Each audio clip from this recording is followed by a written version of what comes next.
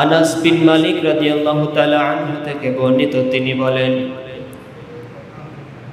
তিনজন ব্যক্তি রাসূলুল্লাহ সাল্লাল্লাহু আলাইহি ওয়াসাল্লামের স্ত্রীগণের কাছে আসলেন। তিনজন ব্যক্তি, হাদিসটা খেয়াল করেন, একটু বড় হাদিস কিন্তু শিক্ষা আছে। আনাস বিন মালিক রাদিয়াল্লাহু তাআলা আনহু বলেন, তিনজন ব্যক্তি রাসূলুল্লাহ সাল্লাল্লাহু আলাইহি ওয়াসাল্লামের স্ত্রীগণের কাছে আসলেন।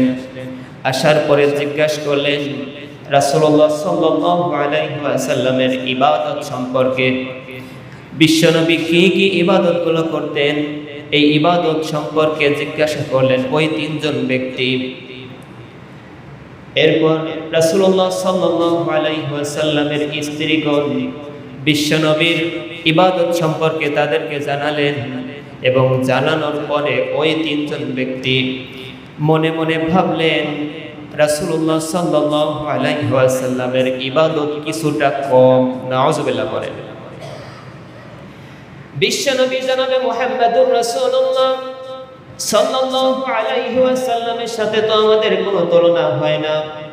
তিনি জনাবে মুহাম্মদুর রাসূলুল্লাহ সাল্লাল্লাহু আলাইহি ওয়াসাল্লাম, আল্লাহ রাব্বুল আলামিন তার পূর্ববর্তী এবং পরবর্তী সকল গুনাহগুলোকে ক্ষমা করে দিয়েছেন। বিশ্বনবীর কোনো গুনাহ নাই, আর আমরা গুনাহগার উম্মত, তার চেয়ে বেশি ইবাদত আমাদেরকে করতে হবে। বলেন নাউযুবিল্লাহ।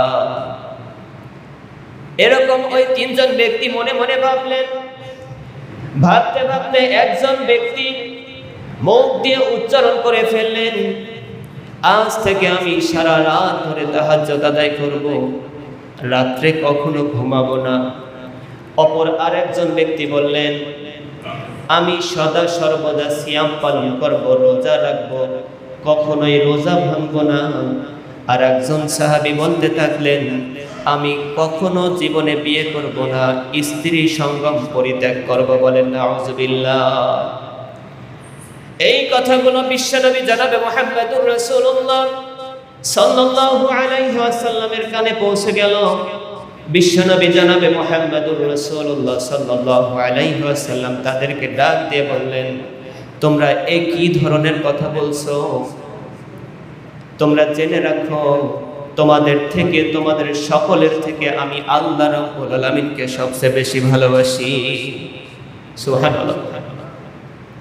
তাকওয়ার দিক থেকে তোমাদের থেকে সবার উপরে অবস্থান করি আমি মুহাম্মদ সাল্লাল্লাহু আলাইহি সাল্লাম। তোমরা এই কি ধরনের কথা বলছো? আমি মুহাম্মদ সাল্লাল্লাহু আলাইহি ওয়াসাল্লাম হয়ে মাঝে মাঝে নফল সিয়াম পালন করি, আবার মাঝে মাঝে ছেড়ে দেই। বলেন সুবহানাল্লাহ। বিশ্বনবী বলেন, আমি তাহাজ্জুদ নামাজ আদায় করি, আবার রাতের কিছু অংশ ঘুমাই। আমি বিবাহ করেছি, স্ত্রীদেরকে সময় দান করি, স্ত্রীদেরকে সময় দেই। যে ব্যক্তি আমার সুন্নতকে অপছন্দ করলো, তার সাথে আমার কোনো সম্পর্ক নাই। সুবহানাল্লাহ। তাহলে ওই তিনজন ব্যক্তি যেটা ভাবছিল যে রাসূলুল্লাহ সাল্লাল্লাহু আলাইহি ওয়াসাল্লামের তো জীবনে কোনো গুনাহ নাই। কোনো গুনাহ আছে? জীবনে কোনো গুনাহ নাই। আল্লাহ রাব্বুল আলামিন বিশ্বনবীর আগে এবং পরে সকল গুনাহ মাফ করে দিয়েছেন। তাই এজন্য বিশ্বনবীর থেকে বেশি ইবাদত আমাদেরকে করতে হবে। নাউযুবিল্লাহ পড়ে। কিন্তু বিশ্বনবী জনাবে মুহাম্মদুর রাসূলুল্লাহ সাল্লাল্লাহু আলাইহি ওয়াসাল্লাম এই বিষয়ে সমাধান দিলেন। বলেন সুবহানাল্লাহ। আরেকটা হাদিস আমরা শুনি।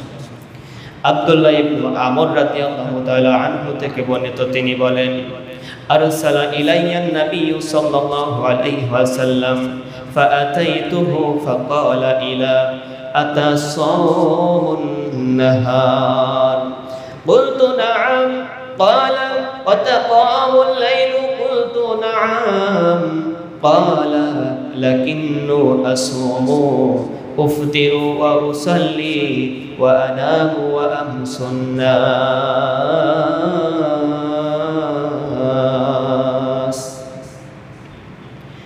আব্দুল্লাহ ইবনে আমর রাদিয়াল্লাহু তাআলা আনহু থেকে বর্ণিত, তিনি বলেন, বিশ্বনবী জনাবে মুহাম্মদুর রাসূলুল্লাহ সাল্লাল্লাহু আলাইহি ওয়াসাল্লাম আমাকে ডেকে নিয়ে বললেন, তুমি কি প্রতিদিন সিয়াম পালন করো? তিনি বললেন, নাআম ইয়া রাসূলুল্লাহ ইয়া হাবিবাল্লাহ, হ্যাঁ ইয়া রাসূলুল্লাহ ইয়া হাবিবাল্লাহ, আমি প্রত্যেকদিন সিয়াম পালন করি। বিশ্বনবী জনাবে মুহাম্মদুর রাসূলুল্লাহ সাল্লাল্লাহু আলাইহি ওয়াসাল্লাম বলেন, তুমি কি প্রত্যেক রাত্রি সারা রাত্রি জেগে জেগে তাহাজ্জুদ আদায় করো? আব্দুল্লাহ ইবনে আমর রাদিয়াল্লাহু তাআলা আনহু বলেন, নাআম ইয়া রাসূলুল্লাহ ইয়া হাবিবাল্লাহ, আমি সারা রাত্রি জেগে জেগে তাহাজ্জুদ আদায় করি। এবার বিশ্বনবী জনাবে মুহাম্মদুর রাসূলুল্লাহ সাল্লাল্লাহু আলাইহি ওয়াসাল্লাম বলেন, কিন্তু আমি তো মাঝে মাঝে সিয়াম পালন করি, আবার মাঝে মাঝে ছেড়ে দেই। সুবহানাল্লাহ। এরপরে বিশ্বনবী বলেন, আমি মাঝে মাঝে রাতে সালাত আদায় করি, আবার মাঝে মাঝে ঘুমাই, আবার স্ত্রীদেরকেও সময় দান করি। এবং তুমি জেনে রাখো, যে ব্যক্তি আমার সুন্নাতকে অপছন্দ করলো তার সাথে আমার কোনো সম্পর্ক নাই। সুবহানাল্লাহ।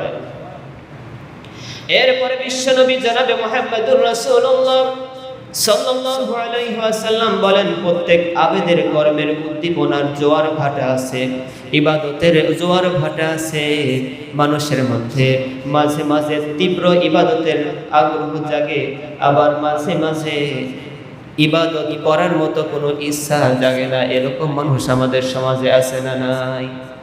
আছে, আমাদের মধ্যে আছে। আমাদের মধ্যে মাঝে মাঝে যখন অনুশোচনা হয়, আমরা মাঝে মাঝে মনে করি যে অনেক ইবাদত করতে হবে, আমার জীবনে গুনাহে ভরা, অনেক ইবাদত করতে হবে আমাকে।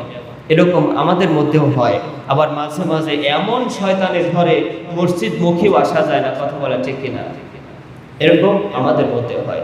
বিশ্বনবী এই হাদিসের মধ্যে বলেন যে প্রত্যেক আবেদের, প্রত্যেক মুমিনের ইবাদতের জোয়ার ভাটা আছে। ইবাদতের উদ্দীপনা কখনো তীব্র হয়, আবার কখনো তীব্রতা থেকে থেমে যায়, বলেন সুবহানাল্লাহ। এবং কখনো সুন্নাতের দিকে, আবার কখনো সুন্নাত আদায় করতে করতে বিদআতের দিকে চলে যায়। নাউযুবিল্লাহ বলেন। তাই যার স্থিতি প্রশান্তি সুন্নাতের প্রতি হবে সে হেদায়েত প্রাপ্ত হবে, আর যার স্থিতি প্রশান্তি অন্য কিছুর দিকে হবে সে ধ্বংসপ্রাপ্ত হবে।